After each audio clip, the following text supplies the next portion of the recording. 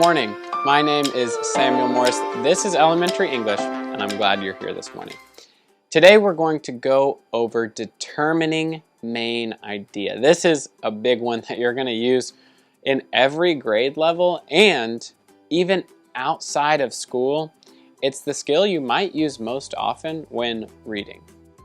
So let's think back just a couple of weeks. We talked about author's purpose, author's perspective, and while those are very important, determining main idea is something that overarches the authorial composition of it. It's really at its core what the writing is about. So the main idea is defined like this.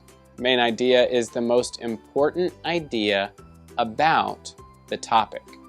Now, if you think back about a month, maybe 6 weeks ago, we talked about topic and theme. And remember that topic is the person, the place, the thing, or the idea that the writing is mainly about. Now, main idea is going to be the most important idea about that topic. This will make a little more sense as we look at a few examples together. But it may be best practice, and what we'll do today is to find out the topic first. Identify that person, that place, the thing, or the idea that the writing is mainly about, and then identify the most important idea about that topic. Sometimes the writing will even do it for you. Sometimes the main idea appears directly in the first few sentences. So remember, we're going to identify the topic first and then find the most important point or the author's most important idea about that topic. For our first example, we see our National Geographic article here about the peregrine falcon, one of my personal favorite animals. Let's read this together. These falcons are formidable hunters that prey on other birds and bats in mid-flight. Peregrines hunt from above and, after sighting their prey, drop into a steep, swift dive that can top 200 miles an hour. Peregrine falcons are among the world's most common birds of prey and live on all continents except Antarctica. They prefer wide open spaces and thrive near coasts or where other shorebirds are common, but they can be found everywhere from tundra to deserts. Peregrines are even known to live on bridges and skyscrapers in major cities. Identifying the topic of that article was pretty straightforward. It was the title, Peregrine Falcons. This article is mainly about the animal, a peregrine falcon, and their habitat, their hunting patterns, things of that nature. Now that we've identified the topic, let's think again to the main idea. The most important idea about this topic. We have quite a few to choose from, but remember, sometimes it's going to appear in the first few sentences. We'll look at those first few sentences one more time. These falcons are formidable hunters and prey on other birds and bats in mid-flight. Peregrines hunt from above, after sighting their prey, drop, and then here, the third sentence, we see it. Peregrine falcons are among the world's most common birds of prey. That's it. We learned that the most important idea is that peregrine falcons are more common than you might know. And here are a bunch of facts about those birds. So the main idea, again, is finding out that topic and then the most important idea about that topic. In this article, it's that peregrine falcons exist, they're common, and they're actually in more places than you might think. For our next example, we're going to look at a quick article that was written by Kim Miller. This article is about snowflakes. Snowflakes. No two snowflakes are exactly alike. Snowflakes form in clouds, and their different journeys to the ground affect their shape and size, giving each snowflake its unique identity. Very cold clouds contain water droplets and ice crystals. As water droplets attach themselves to ice crystals, they freeze, creating an even larger ice crystal. When this happens, water molecules line up and form a six-sided shape, called a hexagon. That is why all snowflakes are six-sided. The temperature of the cloud determines the shape of the ice crystal. The amount of moisture in the cloud determines the size of the ice crystal. Likewise, the more water there is in a cloud, the bigger the ice crystal will be. When several ice crystals join together, they form a snowflake. As snowflakes tumble through the air, whirling and spinning, they each take a different path to the ground. As each snowflake falls, it drifts through clouds with different temperatures and moisture levels, which uniquely shapes each snowflake. The topic of that is the title, snowflakes. Right, the topic that what this article was mainly about was snowflakes and how they were formed. Now let's think about the most important idea that takes place in this article about snowflakes. We have a lot of really specific details about moisture levels, ice crystals, cloud temperatures, hexagonal molecule patterns. But the most important idea, again, let's look at the first few sentences and see if we find it. No two snowflakes are exactly alike. That sounds like it to me. No two snowflakes are exactly alike. And off of that main idea is when we learn all of the different details and the process of how those are formed.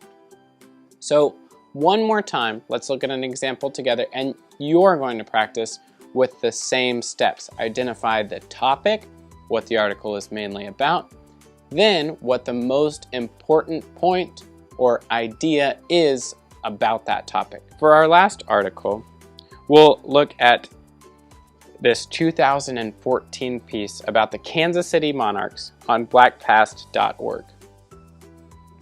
The Kansas City, Missouri Monarchs were the most prominent baseball team to play in the Negro Leagues. Formed in 1920, they were also the longest running team in the leagues, disbanding in 1965. Many famous players were on the Monarchs roster, including Hall of Fame pitcher Satchel Paige, the man responsible for breaking the color barrier in Major League Baseball, Jackie Robinson. The Kansas City Monarchs won several championships, including the first Negro League World Series in 1924. Formed in 1920 by owner J.L. Wilkinson, a white businessman who had formerly played baseball, but who turned to team management after an injury, the Kansas City Monarchs grew out of the old all-nations barnstorming team that crisscrossed the American Midwest just before World War I. Other players came from the 25th Infantry Wreckers, an all-black baseball team recruited into the U.S. Army primarily for their playing abilities. Let's think again. What was that mainly about? What was the topic? What was the article mainly addressing? We can look to the title too. The Kansas City Monarchs baseball team. Now, the most important point. If you had to tell somebody what you read and one thing about the Kansas City Monarchs, what would it be? We can look at the first few sentences again. The Kansas City Monarchs were the most prominent team, the most prominent baseball team to play in the leagues at that time, and they were here in Kansas City. Now, you could also go on to say the really interesting facts about Satchel Paige, Jackie Robinson, and even the U.S. Army's involvement in that formation. But the most important point is that the Kansas City Monarchs were a baseball team that existed and did really well, and is an important part of our history here in Kansas City, even today. So as we think about identifying topics and main ideas, remember that it's oftentimes going to be communicated to you right away. You'll find out the topic, what the article is mainly about, oftentimes in the title or in the first few sentences. Then it's up to you to determine the most important, salient part of that article And a quick trick to help you is, what would you tell somebody the article was about? If you only had one shot, one sentence to explain, this is what I just read, which sentence would you use? Most of the time, that's going to be the main idea or the author's most important point, most important idea, the main idea, hence its name, of the article. So this concludes our lesson for today. Remember to practice this week. Pick up an article or find one online, find something interesting to read, then practice communicating the topic and the main idea to somebody else before they read it themselves to confirm whether that was the topic or main idea. This is a really fun one to play with friends and family, and you can pick different articles and all learn together. So it's been my pleasure to have you in class today. My name is Samuel Morris. Thanks for joining us, and we'll see you next week.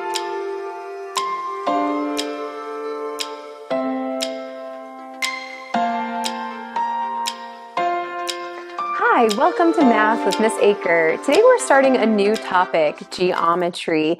And for Just Know It, we're going to review some terms that we're going to use today during our lesson. But before we get started with that, let's just know where we can see some of these things in nature. So I have a couple pictures here I want to share with you. The first one is a starfish. So take a look at that and think about where in that image you can see some sort of symmetry, or maybe you see some angles or lines going in different directions.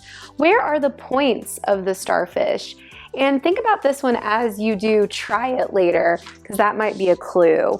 Here's a leaf, and on that leaf you can see there are some lines drawn that make different angles, and you can just see all those different areas of the leaf.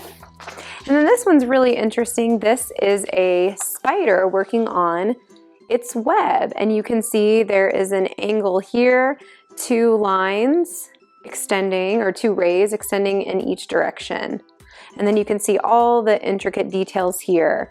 So geometry is often found in nature, and we need to know geometry for a lot of different jobs and things that we do in this world. So let's look at some of our words.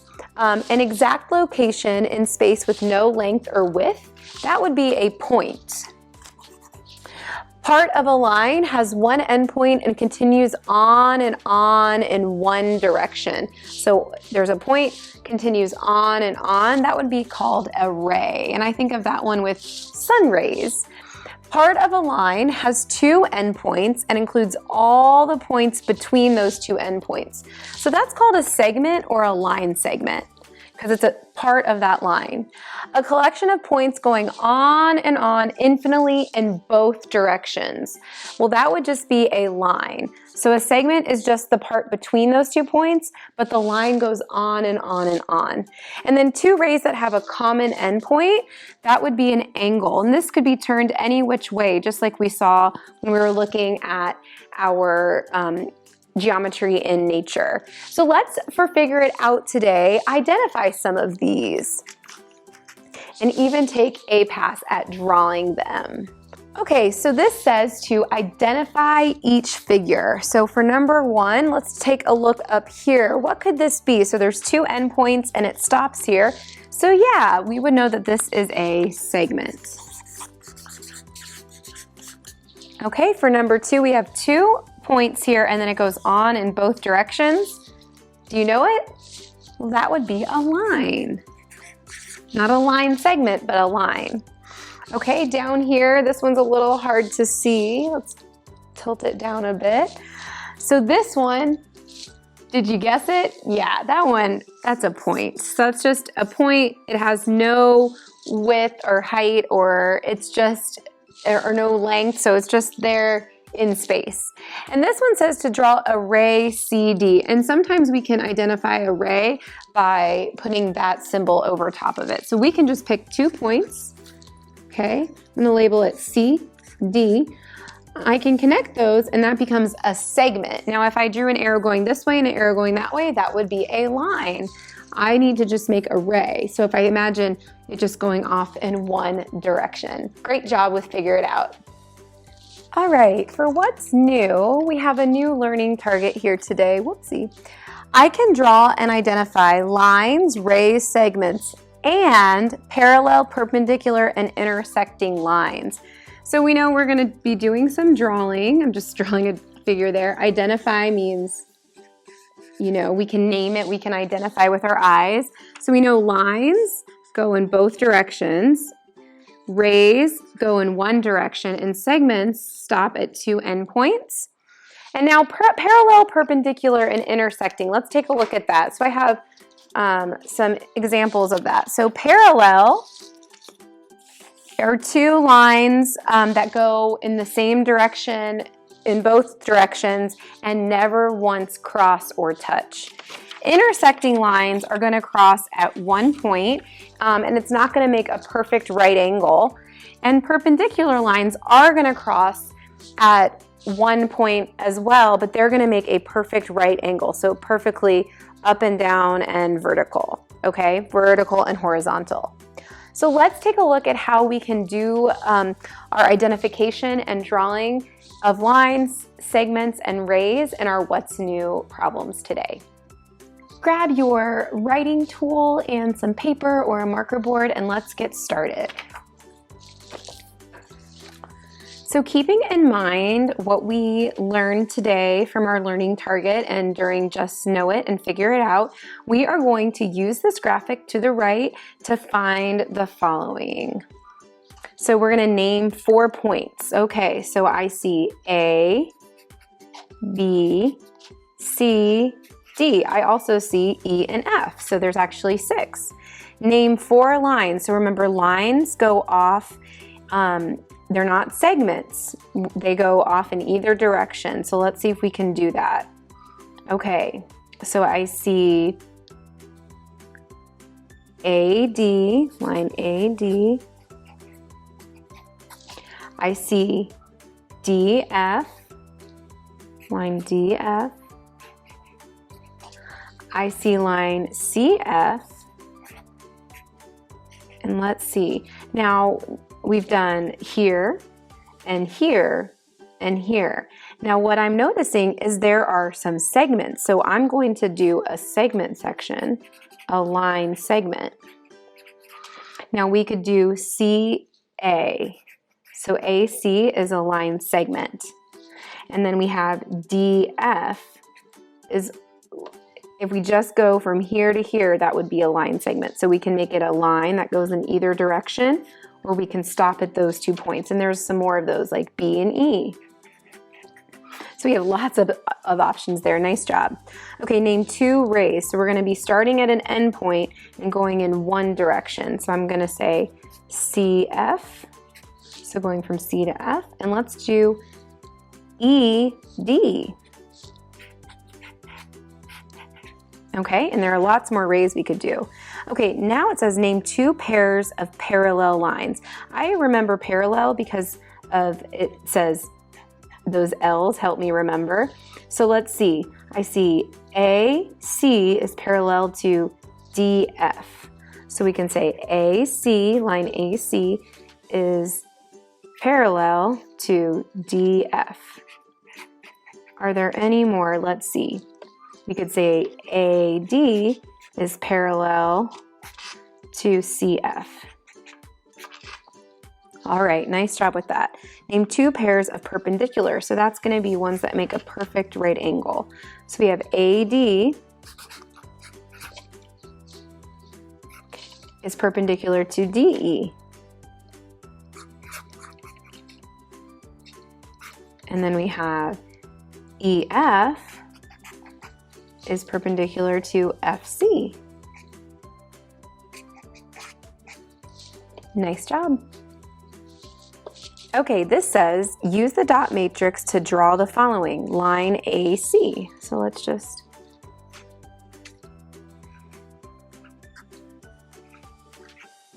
AC, okay, check. Segment AB. Here we go. Angle ABD. Okay, so we need a D, point D. So there's our angle, ABD, ABD. Line EF parallel to line AC. So we need an E and a F parallel. Okay, we could come up here.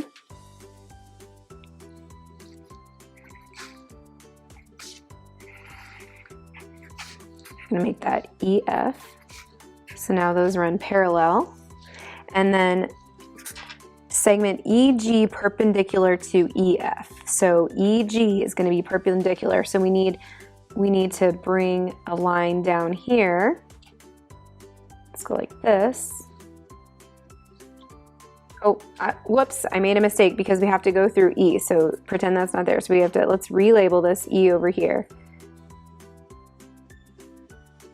You know what? I think we should move this over. Let's move this over down here so we have more space.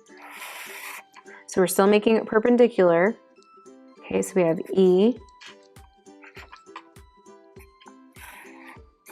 We have point, so we can have E here and F here. And now EG perpendicular. So there we go. So now we can go through here. So let's make this G. And now it's perpendicular right there. All right.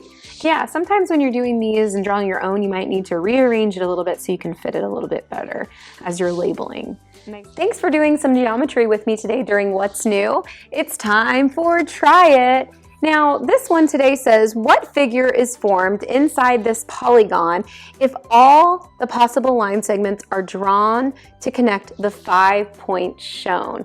So think about if you connected all of these points together every which way, what polygon would you make? Could be kind of interesting. Can't wait to see what you do with that. It is time to say goodbye. Let's end with a clickety-clackety roller coaster, firework, and then another roller coaster. Here we go. Clickety, clackety, clickety, clackety, clickety, clackety, wee, wee, wee. Shh. Ha. Clickety, clackety, clickety, clackety, clickety, clackety, wee, wee, wee. Thank you for watching.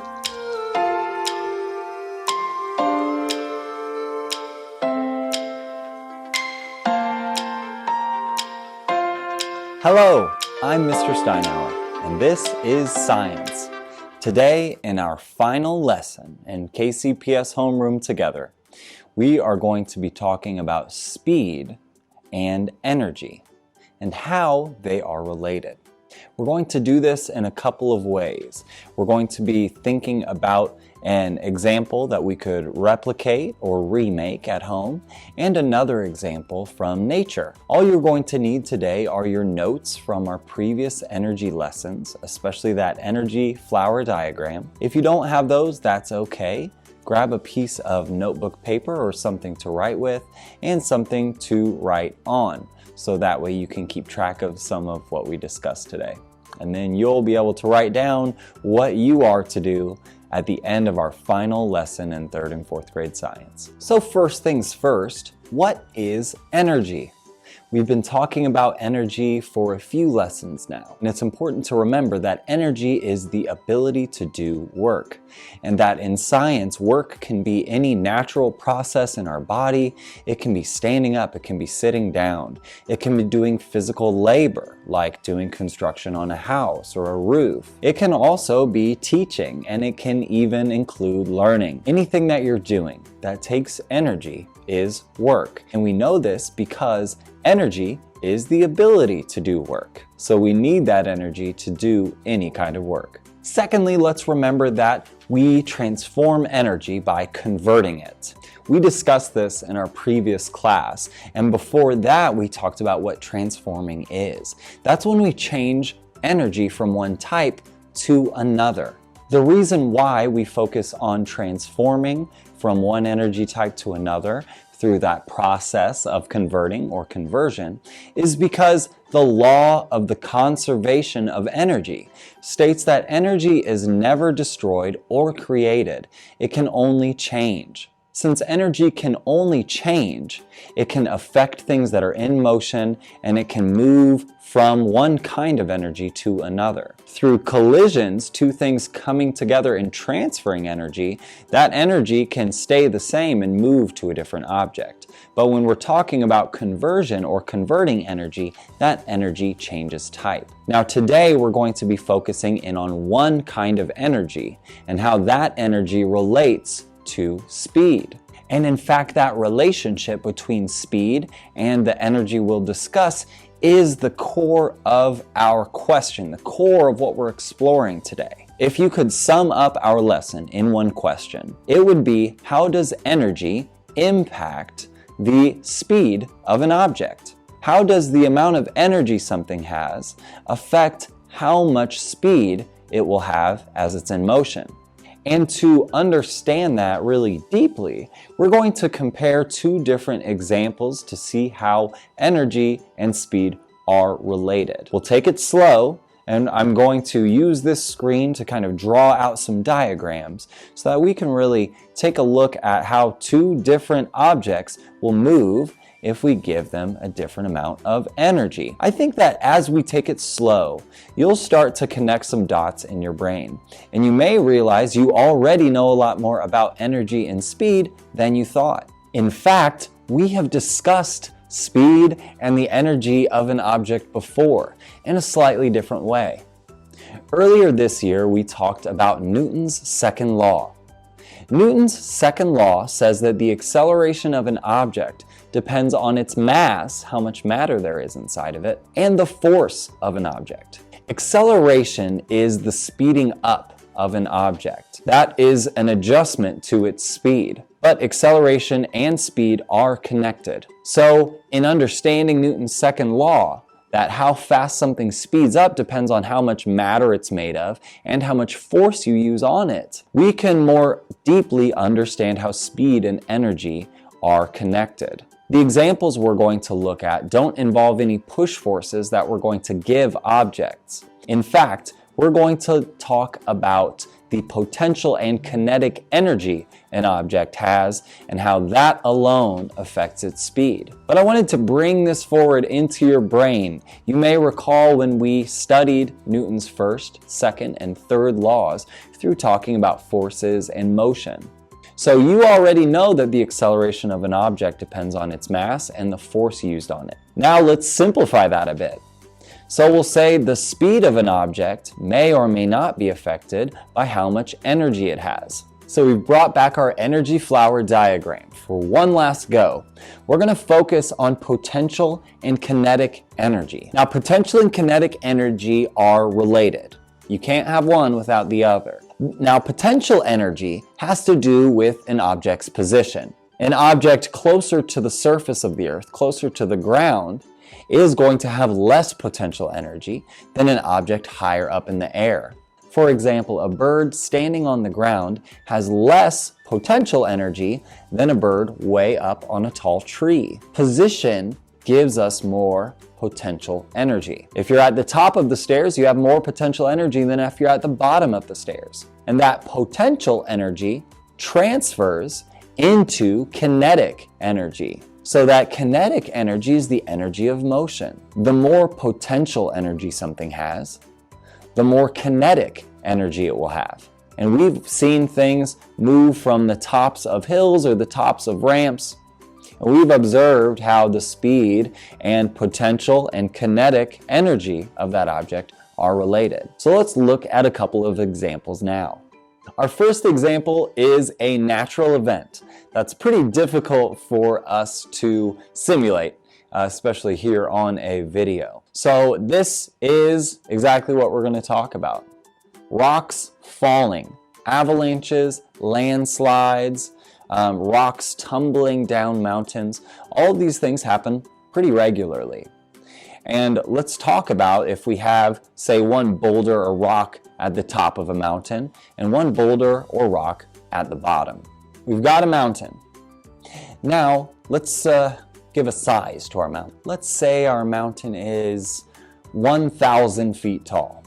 Now, I'm going to place two boulders. We're going to assume that both of these boulders are able to roll on their own, that they're not going to stop partway down the mountain. They're going to finish rolling down the mountain the whole way. So I've got two boulders. We'll say this is boulder A and this is boulder B.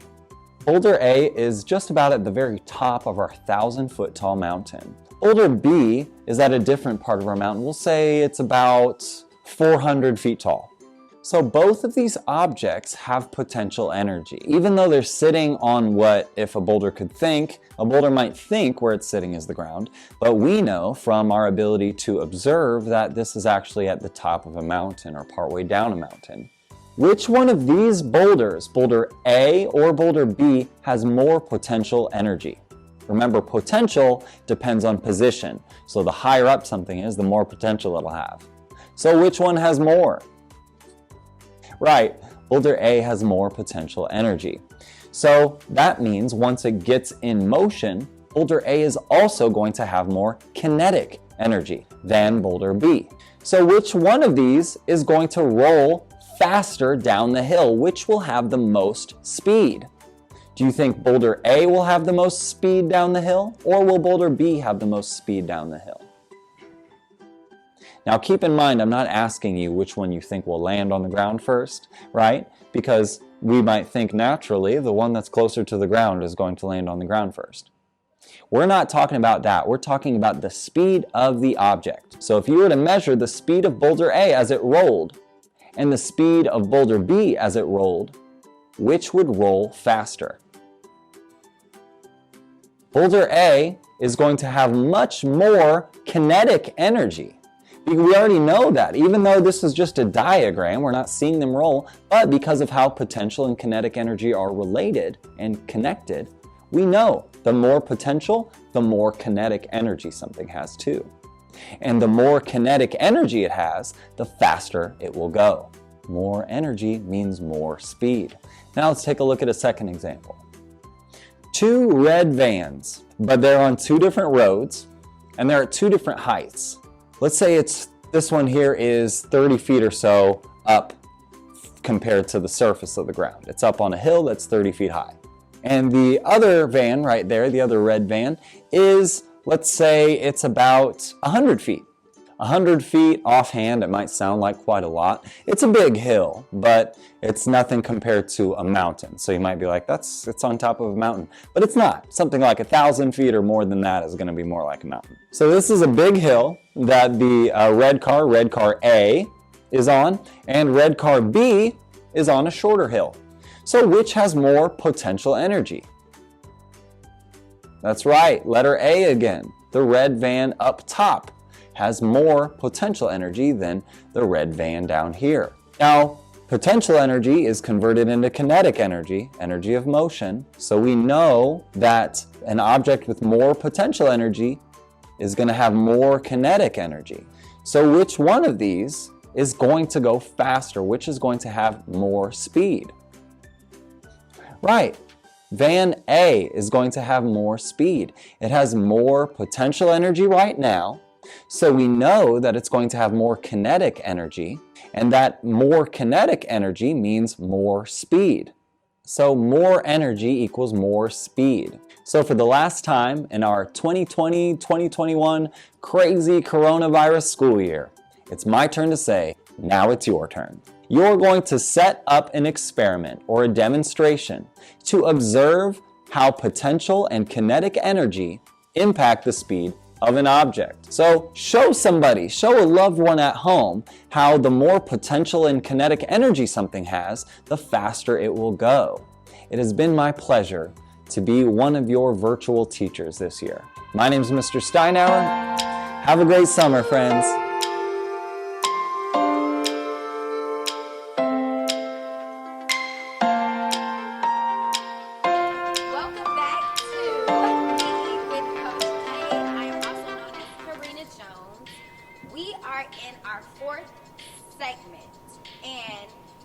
Segments, we have been going over different health-related fitness components. So we've done cardiovascular endurance, where we are working our heart, our lungs, and our muscles all at the same time for a long period of time. So remember, we had running, we were doing flip cup, we did a couple different challenges that will help increase our cardiovascular endurance. Today we are going to slide on into muscular endurance and strength. So muscular endurance and strength are two different things. There's muscular endurance and then there's muscular strength. So when you hear the word endurance, just think of doing something repetitively over a long period of time and able to do it for that time frame. Strength is being able to exert certain force in your muscles, lifting or moving different objects and doing different things with different muscles in your body. Endurance is how long you can do it for. Strength is the ability to actually do it. So we are going to go through a quick little warm-up that will prepare our muscles to perform exercises that will help improve your muscular endurance and strength. So if you need to pause this video, make sure you have some space, have some water right next to you, and then we'll go through it together.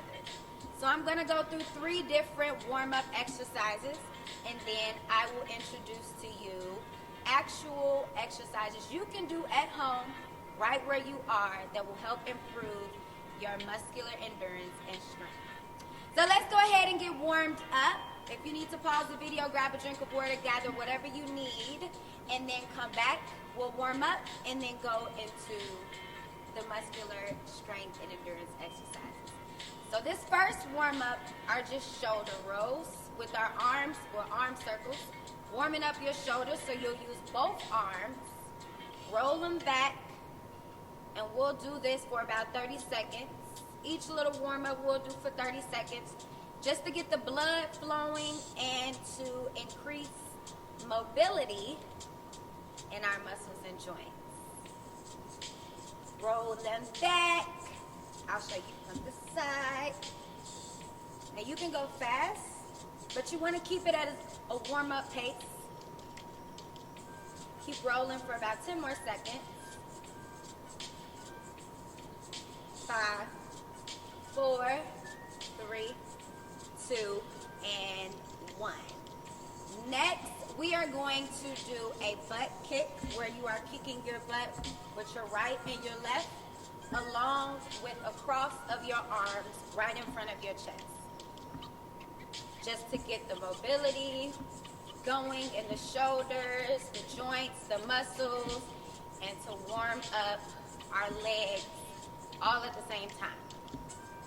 So we'll do this for about 15 more seconds. Remember, go at a warm-up pace. You don't have to go fast like this. Just slow it down. Do what works for you. 5 more seconds. 3, 2, and 1.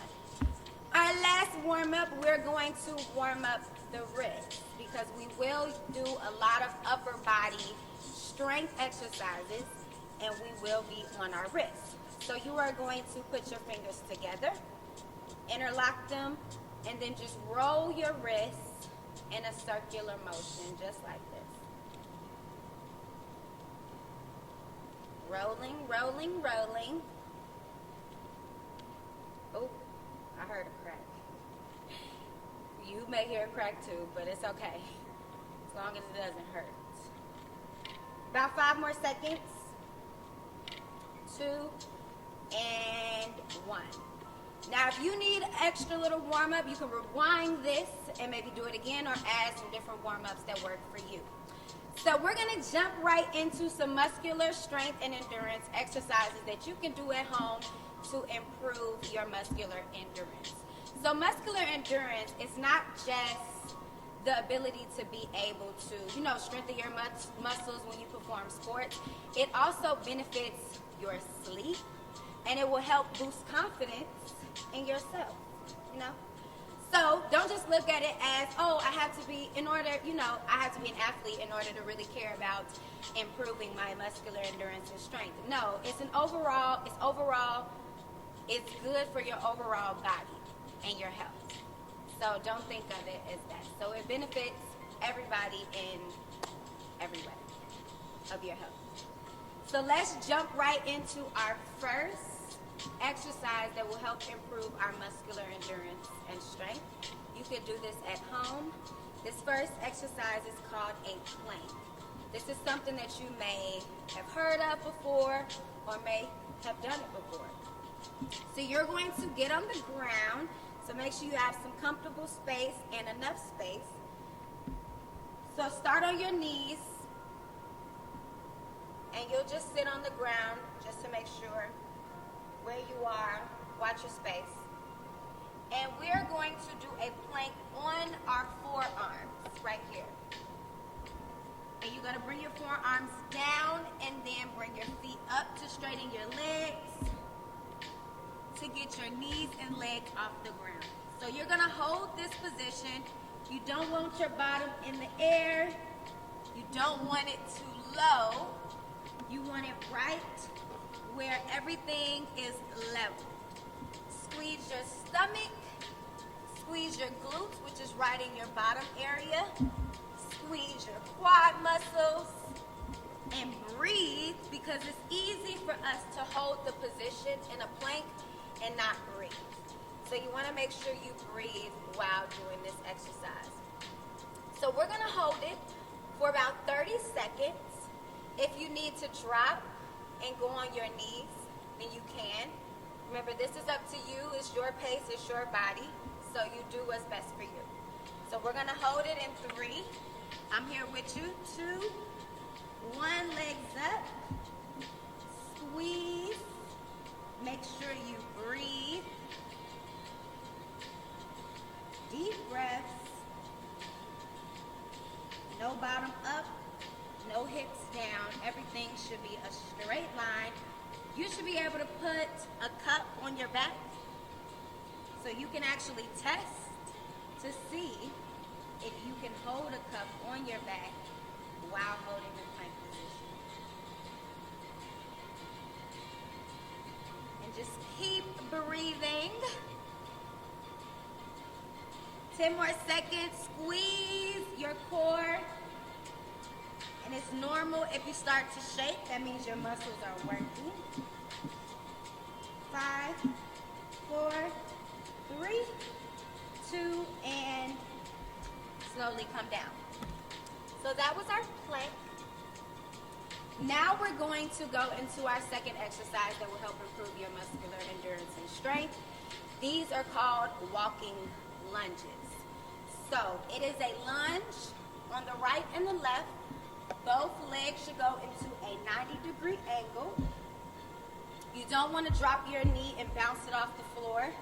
You just want to squat down, then come back up, and then switch legs so that you are walking. You'll do your right, and then you'll do your left. So let's do this for about 30 seconds.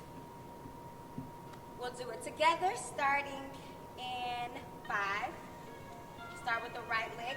4, 3, 2, and 1. And I'll have my hands here because this helps my balance. You can have your hands on your hips, but make sure you alternate which leg goes in front as you are walking side to side, from one side to the other. And remember to breathe. Every time we perform an exercise or even warming up, you want to make sure that you are breathing. 90 degrees on each leg. Try not to bounce your knee off of the ground. You may not get as low as me, so do what works for your body. About 10 more seconds. You can pick up the pace if you want to, or go slow. 3, 2, and 1. All right, so our last and final muscular endurance exercise we are going to do, I forgot. No, I really forgot. Let's think. I had plank. We did walking lunges. Now we are going to we'll just do body weight squats. So body weight squats are just your body weight. You don't need any weight. There was something else that I wanted to do, but I can't think of it. But we're going to do body weight squats, and it does improve your muscular endurance and strength. So when you squat, you want to make sure that your knees don't go over your toes, and you want your hips to go back. So you want to think of as your bottom touching the back wall or whatever is behind you. Weight is right in your heels. Don't let your toes go forward. You'll bend down and then just come back up. So we'll do some body weight squats with no weights, nothing involved. We'll just squat down and come back up. So let's just do 10 of those at your own pace. We'll start in 3, 2, and let's go. Down, bring your hips up when you come back up. Hips back, 2, hips back, bring them forward, 3, down, 4, down, 5, down, 6. If you can go lower than me, do it. 8, down, 9. One last one and hold. See how long you can hold it. Look at your form. Weight in your heels. And slowly come up and shake it out. Okay, so we went through 3 exercises that we can do at home to improve our muscular endurance and strength. The first one was a plank position. The second one was walking squats, walking lunges, not walking squats. I kind of mixed up weighted squats and lunges. Walking lunges, and then we did our body weight squats. So once again, we did plank, walking lunges, and body weight squats. Now there's a ton of different exercises that you can do that improves your muscular endurance. We went through 3 of them. Remember the difference between endurance and strength.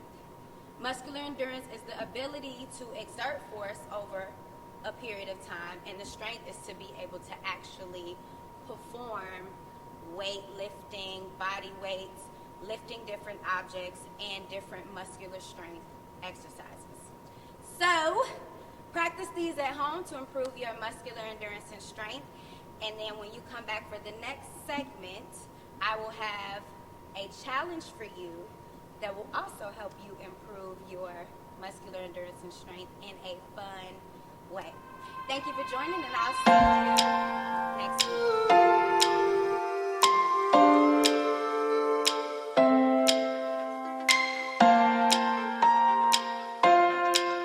I'm Mr. Gardner, your homeroom music teacher, and I'm back here with you again. Today we're going to learn about doing our 5-stroke and our 7-stroke.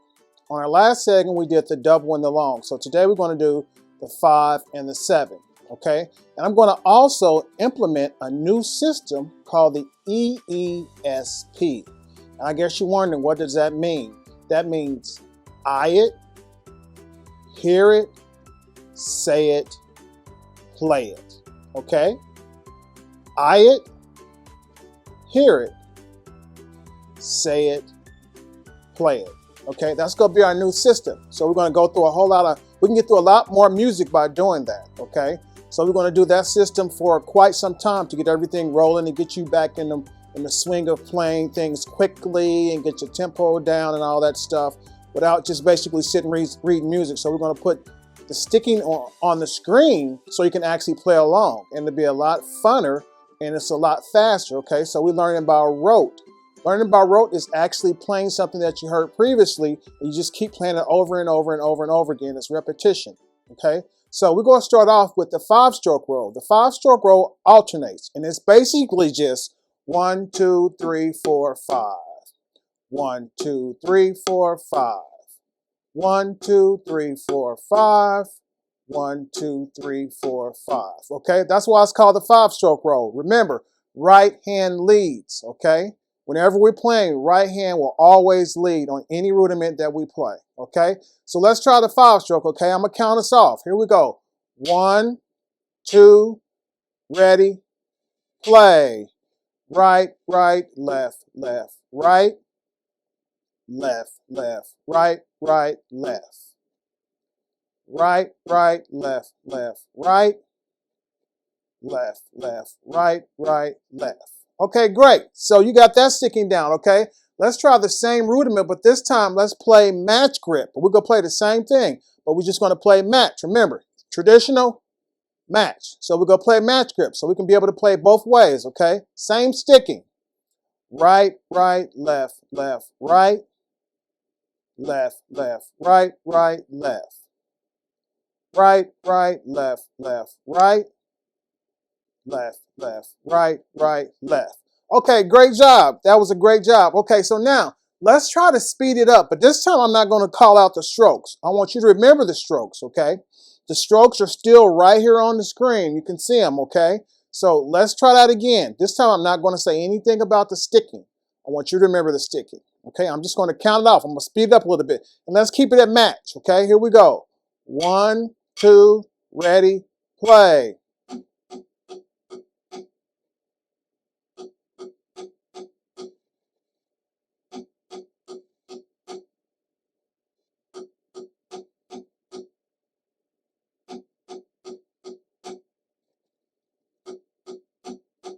Let's switch.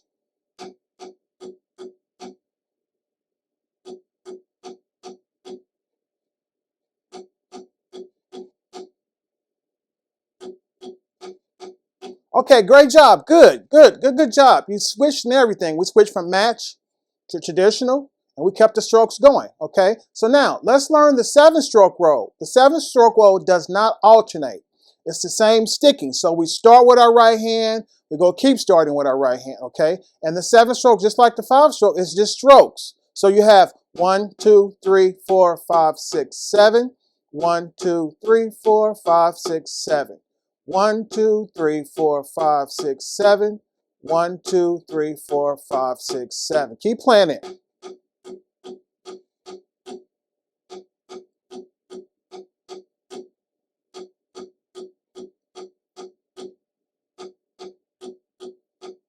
Let's switch.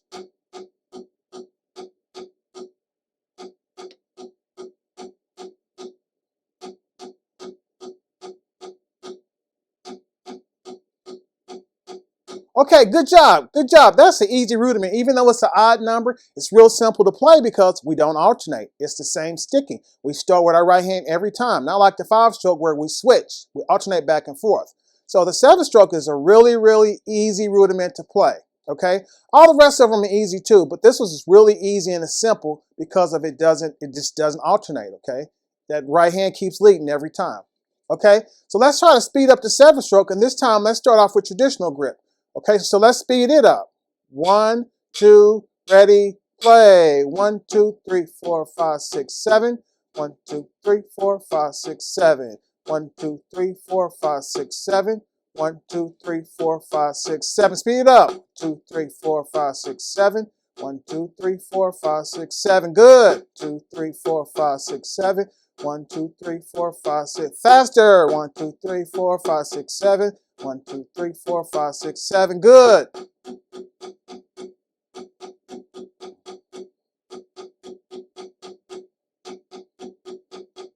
Okay, one thing I want to bring about too and really touch on that I haven't touched on that much in our segments. The faster you get, the closer to the head you want to stay. Okay, you don't want to keep playing big and try to get faster. I think I mentioned that before in one of our segments. Okay, but when you get faster, you want to stay closer to the head, okay? Because you don't have to go that far to get to it. Up here you do if you're doing that. And you're trying to play faster. When you're closer, you can get faster.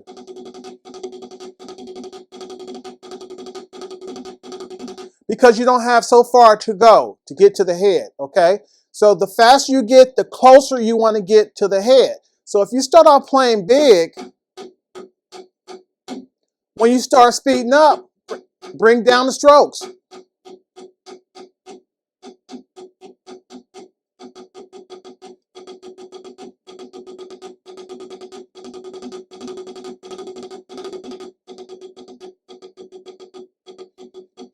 Okay, so you want to bring them down when you get faster. Remember, every rudiment that we play is played how? Do you remember?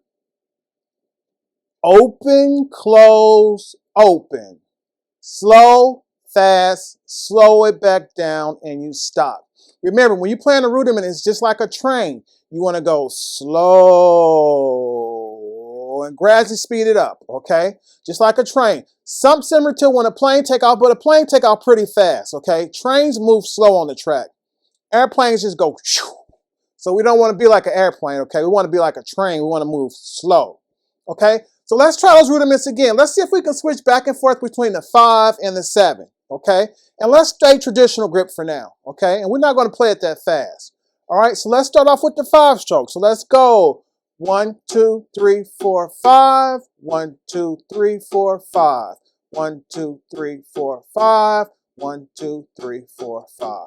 1, 2, 3, 4, 5. 1, 2, 3, 4, 5. 1, 2, 3, 4, 5. 1, 2, switch. 7 stroke. 1, 2, 3, 4, 5, 6, 7. 1, 2, 3, 4, 5, 6, 7. 1, 2, 3, 4, 5, 6, 7. 1, 2, 3, 4, 5, 6. Back to the 5. 1, 2, 3, 4, 5. 1, 2, 3, 4, 5. 1, 2, 3, 4, 5. 1, 2, 3, 4, 5. 1, 2, 3, 4, 5. 1, 2, 3, 4, 7. 1, 2, 3, 4, 5, 6, 7. 1, 2, 3, 4, 5, 6, 7. 1, 2, 3, 4, 5, 6, 7. 1, 2, 3, 4, 5, 6. Switch sticking. 1, 2, 3, 4, 5, 6, 7. 1, 2, 3, 4, 5, 6, 7. Okay, great job. I didn't mean switch sticking. I mean switch the position of our hands, not sticking. The sticking is going to stay the same, okay?